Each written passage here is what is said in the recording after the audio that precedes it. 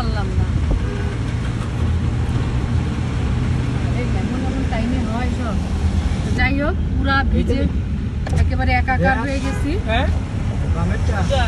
তারপরে ফাইনালি রাফায় তুলে দিতে পারছি। ঝুম বৃষ্টির মাঝখানে গাড়ির স্টার্ট বন্ধ হয়ে গেছিল। তারপরে বৃষ্টির মধ্যে নেমে ওকে বাসে তুলে দিয়ে আসলাম। দিয়ে এই যে পুরা সিট নিচে বসে আছে। নিচে সুইমিং পুল হয়ে গেছে।